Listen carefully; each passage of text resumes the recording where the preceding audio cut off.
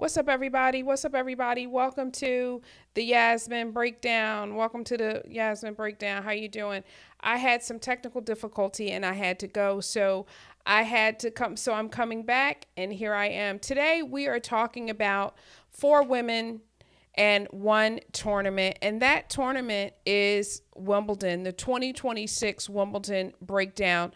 This actual show is called They Won Anyway.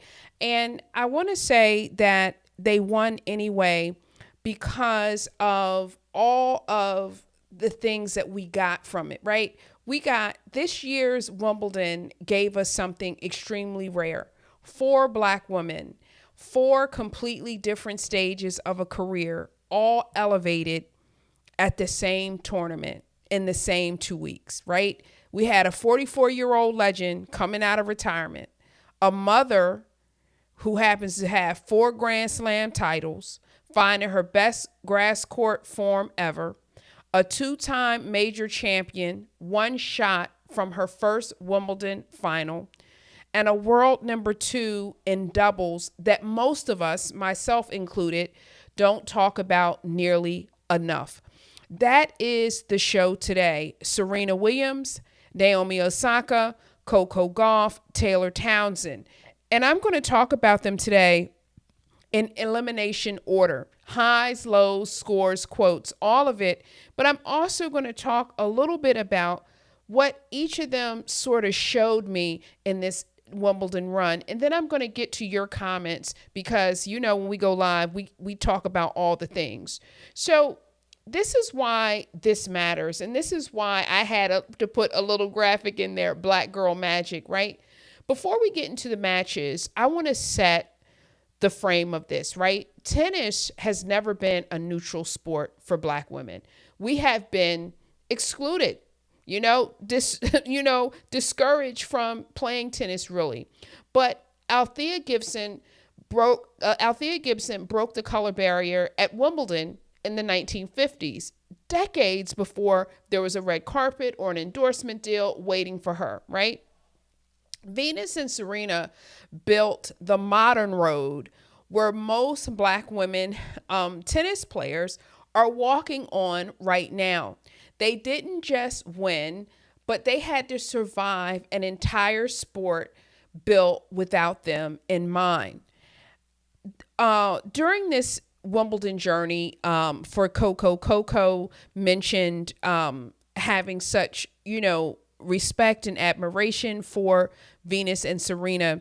And I don't know that people really understand when you open up a door for other people to walk through who look like you, it really creates a different kind of environment.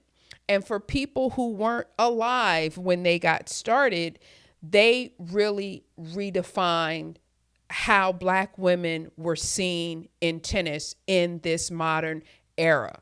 So I just want to talk about that, and I want us to connect the dots. When Serena walks back onto center court at 44, when Naomi Osaka comes back from motherhood and beats the world number one, when Coco Gauff nearly closes out a Wimbledon final, when Taylor Townsend quietly builds one of the most decorated doubles resumes in the sport, none of that is happening in a vacuum.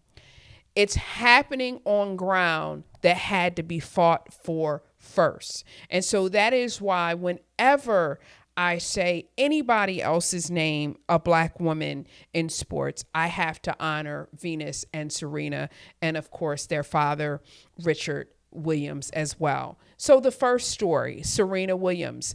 This is the comeback that quite literally shook the world, shocked people, and all of that. Why? Many of us, Serena Williams fan, I'm a Venus Williams fan as well, never thought we'd see Serena pick up her racket professionally. I thought, hey, she's married, she got her kid, she got her endorsement, she got all of her things that she does. Oh my goodness, she's busy, right? Why would she return to tennis? Well, you know what? At 44 years old, She hadn't played a professional singles match since the 2022 US Open, nearly 4 years away from the sport. Wimbledon organizers gave her a wild card to play singles and a second wild card to play doubles alongside her sister Venus.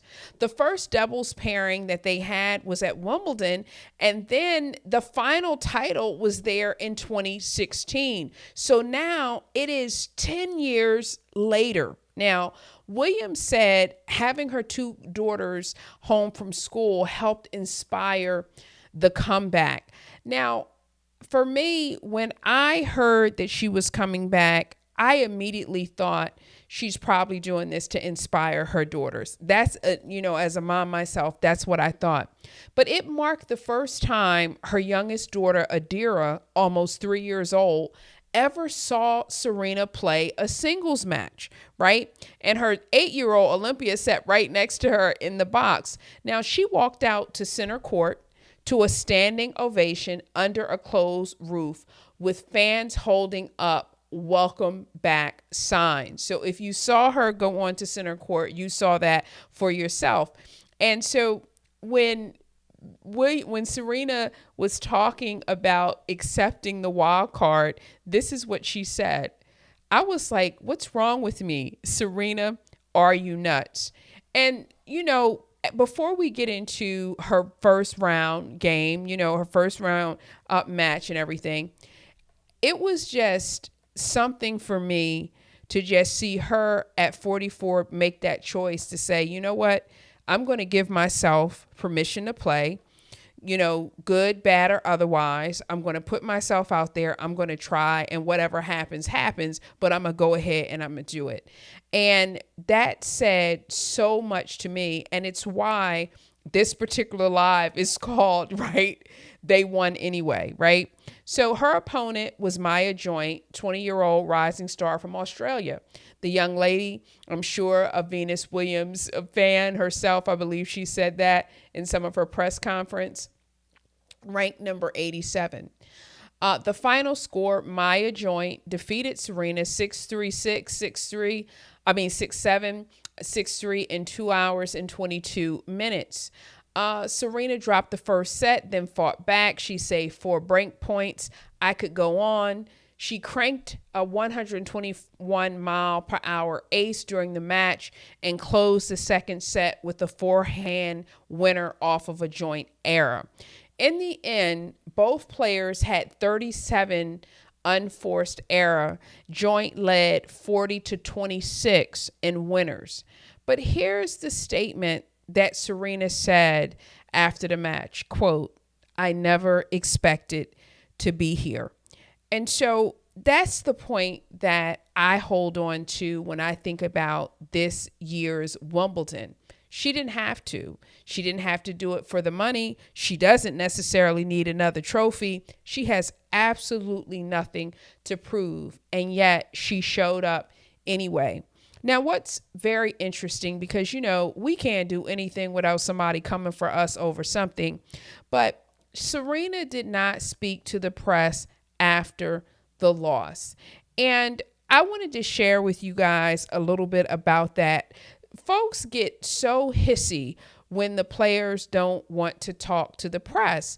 But quite honestly, that would be, if I was a professional player, that would be such a challenge for me also, because sometimes the press is not kind. Some of them are rude and downright nasty. And so when they say, someone says, I'd rather pay the fine, I'm not talking to somebody, I'd be like, I see you. But anyway, there's a reason. Let's talk about, yes, she didn't speak to the press. This really happened, but here's the reason behind it. And it wasn't a diva moment. Serena apparently tweaked her right knee late in the first set. Wimbledon's medical team excused her from the post-match media obligations because of the injury, okay? Her agent, Jill Smoller, confirmed the injury and said Serena left the grounds unaided that night and declined crutches, even though her knee was reportedly swollen enough that staff offered them. So understand, right? You don't speak to the press and people immediately go negative. Not that you had a medical reason. Oh, let me ask and find out. No, we're not going to do that. We're going to assume that you're a diva and you're getting some type of preferential treatment. Now, the sad part, not only in that she tweaked her knee, but the tweaking of the knee led to the withdrawal. And so we were looking to see Serena and Venus play doubles. We didn't get to see that this year. And so that's the part that stung a little bit. If you saw any of Venus's press conferences, she was bubbling. She was very happy to play with her sister. Venus just has an inner glow these days. I mean, let me just be honest. But they were scheduled to play their first doubles match together at Wimbledon, like I said, in a decade, right? And a shot at their seventh Wimbledon doubles title together as a pair. They had won 6 Wimbledon titles together previously, right? And the Wimbledon pushed the match back twice, hoping Serena's knee would heal in time, and it didn't. On Saturday, Serena withdrew from doubles entirely, and Samantha Murray, Sharon, and Lana Tamara Rudy replaced the Williams sisters in the draw. And what Serena said about the withdrawal is, I'm heartbroken to have to withdraw from doubles. And so she also, I don't know if you saw her in her Instagram stories on her Instagram, she shared images of the fluid being drained from her knee and after the singles match, and said the opportunity to play alongside Venus once more meant the world to her.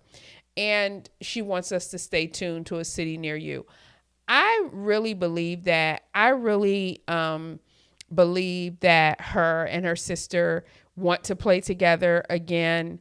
Like I said, I saw some of Venus's press conference where she was talking about playing with Serena, and she just seemed absolutely over the moon, like with the possibility that they were going to do it, just the nostalgia of it. She seemed super excited. And again, Serena owes none of us anything. She doesn't have a thing to prove to us. She has 23 freaking Grand Slams. She's the GOAT. So if she wants to come back, cool. We're gonna enjoy the excitement and keep it going. All right, y'all. The next story that we're talking about, we got a black girl magic thing going on today in Wimbledon. And though our ladies are gone, our ladies are no longer in it, I wanted to do this live because in my book, they won anyway. And so we're going to, our third story, we're talking about Naomi Osaka, the walking fashion show, right? Who took down world number 1, Sabalenka. So the thing about Naomi, and if you've been following any of my videos, I am a fan of hers for a lot of different reasons. I'm a fan of her way that she confronts mental health and she makes it a priority, and she's very transparent in it. Naomi came back from motherhood and turned this Wimbledon into the best grass court run of her career, right? She has on her kimono on center court. She's full of confidence, but she's also full of calm. And she was involved in one of the biggest upsets of the entire tournament. So Osaka reached the 4th round without dropping a set, defeating Elsa Jacquemot, Anastasia Gasanova, and Daria Katsakina along the way. And prior to this Wimbledon, right, Osaka had never advanced past the 3rd round at the All England Club in her entire career, right? And where it got real for the people who maybe weren't paying attention, because it was already real for us, the upset is when Naomi defeated Aryna Sabalenka. And the reason why this was such an upset is the last 3 times that she played Sabalenka, she lost. And so everybody talks about how much sports is a mental game. And so for her to be going into Wimbledon, knowing that, hey, the last 3 times she lost to Sabalenka, how am I going to pull it off? And for her to be so calm and to have beat her in straight sets was just a masterclass, and it was just really amazing. Now, this win that she did snapped an 8-year losing streak against her dating back to the 2018 US Open. So this is really big. And she also ended Sabalenka's streak of 14 straight Grand Slam quarterfinal appearances and snapped Sabalenka's 21-match Grand Slam tiebreak winning streak, the longest in the Open era, men included. And it was Osaka's first win over a world number 1 since beating Ash Barty back in 2019. What she said on her 3 prior 2026 losses to Sabalenka was that really sucked. Y'all probably heard her say that, but she, trying to beat your nemesis, I remember Serena and Maria Sharapova. And, it just seemed like Serena owned Maria 90% of the matches. And it's really hard because at some point it's just in your head. And if you can't get it out of your head, it's hard, I think, to get it on your racket, get it on the court or what have you. But Naomi had a quarterfinal loss to Karolina Muchova. The final score 7-6-4 and 6-4. It was Osaka's deepest ever Wimbledon run and the first time reaching the quarterfinals at the All England Club. Now, Osaka dealt with plantar fasciitis and fatigue from playing a heavier match schedule than usual heading into the tournament. And, she talked about in her press conference, she described her body shutting down mid-match against Muchova. And she said, it just felt like my legs were completely gone. And so, I don't know. I feel like I was so fulfilled by, I know everybody wants to win. Everybody wants to win Wimbledon, but just seeing these ladies play, the wins that they had, knowing how they've come, what they've gone through, each of their stories, it's exciting for me to see them play. And I know they're like, yeah, but we want the trophy, so don't, what I'm saying? I understand that. Osaka later said the loss was a little more upsetting than some of her past defeats, not because Muchova beat her, but because she felt she left something out there, but, still she left London with her best ever Wimbledon result. And also in a previous video, I talked about how her play over the last, I don't know how many months, she switched coaches to Tomas, and she really attributes her improvement to play to her new coach. And so that's something. The fourth story we're going to talk about, you guys, let me get some water. The fourth story, and we're going to get into your comments. If you're in the chat, we're going to get through this and we're going to get right over to your comments. Coco Gauff, 1 point from history, eliminated in the semifinals. Man, Coco Gauff, I think all of her fans will agree. We love to see her play, but man, are we always sitting at the edge of our seats through the whole time. Okay. That's just how she plays. So Coco Gauff has already won the French Open and the US Open. Wimbledon was the one that has gotten away from her. First round exits in the 2 of her last 3 tries. This year, however, everything changed until it came down to a single point. So the quarterfinal, right? She defeated Jessica Pegula, and Gauff dropped the sloppy first set for a double fault, 17 unforced errors, right? But then it's the semifinal, Coco Gauff against Karolina Muchova. The final caught, man, listen, whoo, The final score, 6-2, 1-6, 7-6, 10 in 2 hours and 35 minutes. Gauff came in with the head-to-head heavily in her favor, 6-1 against Machova. She dropped the first set, then dominated the second to force a decider, then battled through a tense, and I mean, that's the understatement of the day, tense third set that went all the way to a 10-point super tiebreak. It was ridiculous. Gauff earned a match point at 9-8 in the breaker on a strong return with the whole court open, right? Man. And so this is what she said on her decision to go for the drop shot at match point.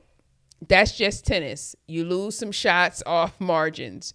And, you know, she gave some credit, and I always love to see that because, and Coco, honestly, she's always giving people credit. So I love that about her.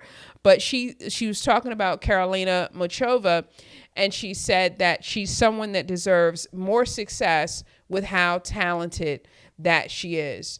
Now, I want to say about Coco, and I joke when I say, like, you know, her fans love her, but we're like this, like at the third set with her playing. But she embodies this fighting spirit and to just keep going, you know, and to fight your fight, you know, and play the game the way you play the game. And so I say that in jest about how nervous I am when I'm watching her play, because it's absolutely true. But I am also grateful for her being on the court and playing, period. The next story we're going to get into tonight, Taylor Townsend. You guys, listen, I want to tap everybody on the hand. I'm going to just tap your hands right now. We don't talk about Taylor enough. Taylor Townsend is the world number 2 women's doubles player, okay? World number 2. We don't even talk about her. What is wrong with us, right? I am going to be adding her into the sports mix, okay? This is something, like, I'm telling you, like, I'm almost embarrassed about it because she has been one of the most decorated doubles players on tour. And I am so like, I'm into singles or whatever. Like, I had not been focused on it, but we're changing that today. We're fixing that today. So who is Taylor Townsend? Taylor is a 30-year-old American doubles specialist and mother who has reached world number 1 in doubles in July 2025, spending 8 weeks at the top. How? 8 weeks at the top. And how are we not talking about it? With partner Katerina Siniakova, she's won 3 Grand Slam doubles titles: 2024 Wimbledon, the 2025 Australian Open, and the 2026 French Open. She has also reached Grand Slam doubles finals at the 2022 U.S. Open with Katie McNally and the 2023 French Open with Leylah Fernandez. Okay, so these are big things that, I don't know, it just seems like maybe they don't give doubles enough press, but we gotta do something. We gonna do something over the Yasmin Breakdown. We gonna do something. Townsend entered this Wimbledon as the top double seed alongside Siniakova, sitting at world number 2 in the rankings. And this is something that she said about being a mother and how it reshaped her relationship with wins and losses. Quote, "Motherhood has taught me that there's something much bigger than tennis." Amen. Hallelujah. We all know that. All the moms out there in the world, but put something in the chat. We also know motherhood changes everything for you. But let's talk about the 2026 Wimbledon doubles run of Townsend and Siniakova. Round 64, they defeated Hao Chin Chang and Clara Towson in straight sets. Round 32, this is all in Wimbledon, they defeated Marie Boskova and Sarah Cerebes Tormo in straight sets. Round 16, they defeated Asia Mohammed and Fanny Stolar 6-3, 6-3. But then in the quarterfinals, Hanyu Gao and Kristina Ladovic defeated Katerina Siniakova and Taylor Townsend ending the run of the tournament's top seeded pair. And so the thing that I wanted to share about this for us is, if you're a Black woman in my audience, is that even though the ladies that we follow didn't win, quote unquote, Wimbledon, we had four people these are my four favorite Black women tennis players. Venus, obviously she didn't play because Serena, but she's right up in there too. But like the fact that we had the opportunity to root for them, to see them play, to see their excellence was insane. And that was a blessing. I always try to pull something from the players, because for me, it's always bigger than a sport, and it's always about the story, and it's always about overcoming, and it's always about what, people are going through. So I want to give you 5 takeaways from Wimbledon 2026, from our Black Girl Magic Wimbledon is what I'm going to call it. Number 1, no one can define you but you, right? And that's Serena. That's what Serena says to me, right, in 2026. 44 years old, no singles ranking, 4 years removed from the tour, and she still said yes to the wild card. She still walked out on center court. She still said she's going to play. Sometimes I get absolutely infuriated, with ageism and every type of ism where someone is trying to tell you that they know you better than you know you, right? And I love that Serena said, you know what?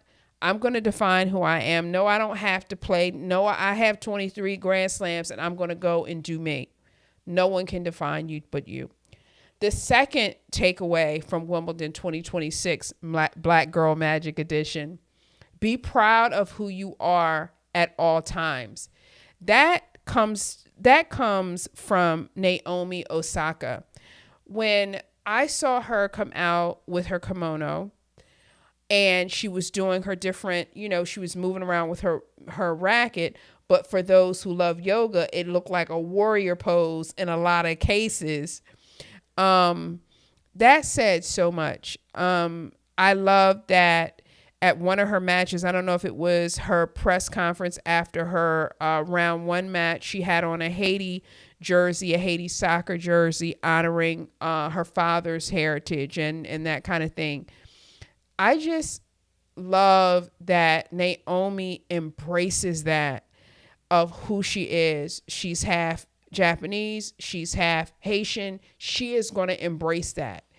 And in tennis, a predominantly white sport that many would argue tries to make people feel uncomfortable sometimes in some of those all white spaces, she's still embracing who she is. I love that. I love that in her press conference, in one of her press conferences was her daughter's birthday, and she brings up her daughter. She is a tennis player. She is a mom. She embraces who she is. I love that. And so our takeaway from that: be proud of who you are at all times. The third takeaway from Wimbledon 2026 Black Girl Magic Edition is always believe in yourself. This comes to me from Taylor Townsend. She's world number 2 in doubles, 3 major titles, building one of the most decorated resumes in the sport, largely without the spotlight or support that single stars get. What she's done says everything, because she's largely done it without a lot of support, right? And so, that alone is like, you're the engine that could. You're the little engine that could. Like, I think I can. I know I can. She's world number 2, people. And like I said, like, she embodies, I'm a believer in myself, whether I have a sponsor, whether I have, the fanfare that other people have, I'm going to keep pushing.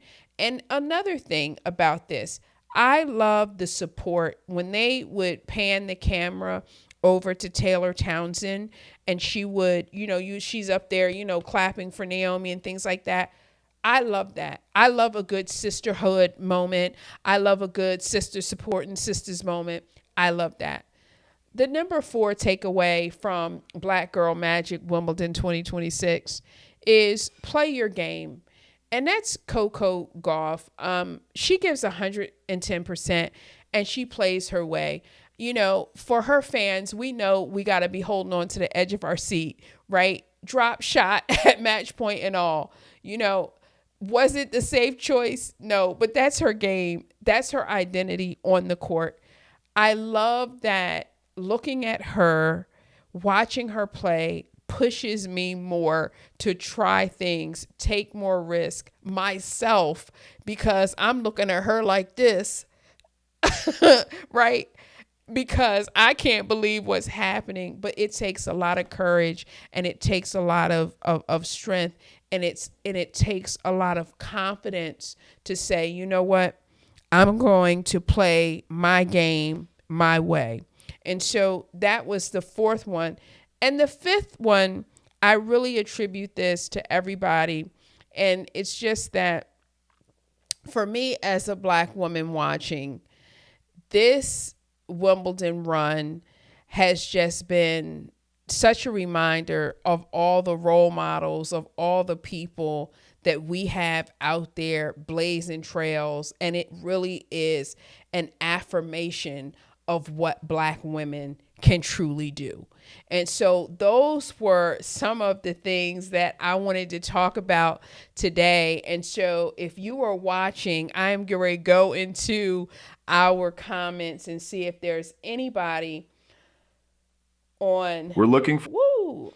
I got a commercial on my own thing. Let me see. Maybe I need to go into studio. But yeah, so we're just going to go in and let me just see. Let me go into studio and see if it does it that way.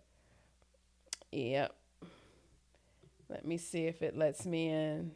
Now that I have, let me just see if I can get over here, you guys. Okay. All right. Okay, good. Yes. All right.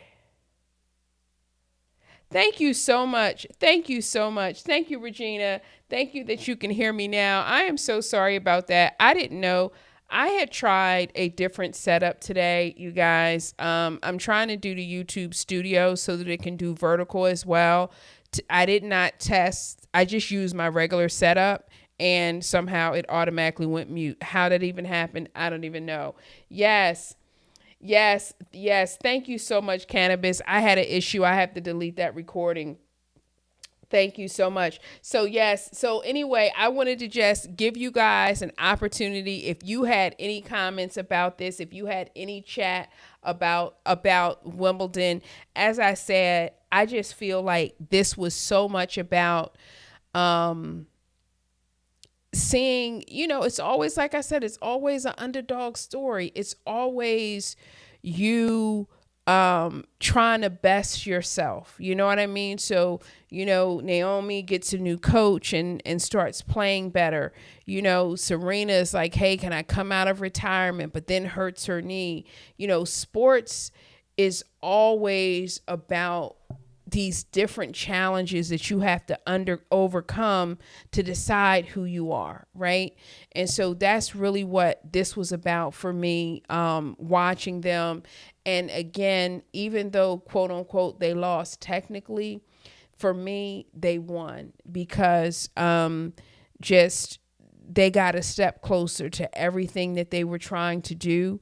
And it was so inspirational for the fans. I mean, the number of videos that I saw, the number of the content that I saw all throughout them playing was just like, and I mean, hey, I was creating some of the content myself, but it was truly inspirational and spoke to how people were really, really feeling.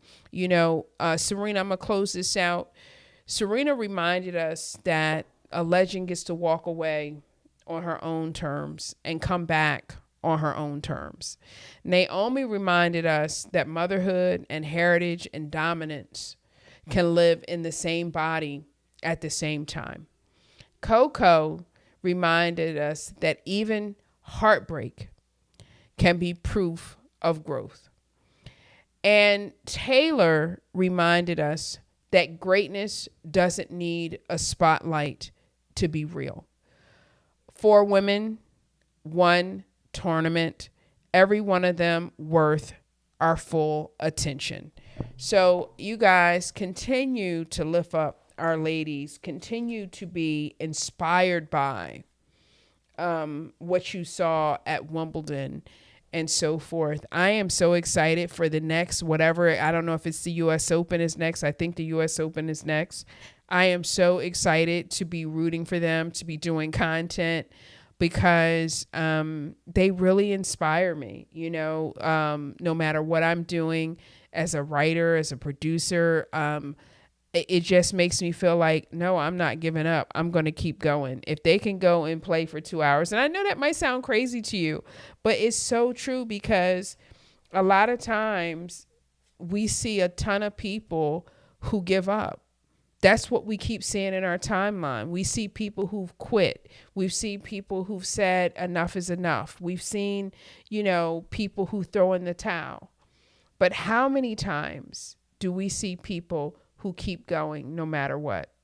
And so they remind me that I should keep going no matter what. So, all right, y'all, I'm going to wrap up now, but thank you so much for hanging in here with me. Thank you for my new subscribers. And we are building community over on Patreon, where I just did a dicey thing about Diddy. It's too spicy. It's too spicy for YouTube. So I had to put it over there on Patreon, on my exclusive. So it's over there. But please feel free to check out our Patreon, because we have 3 tiers and we have people over there. And so feel free to check it out. So I will see you guys next time. Peace.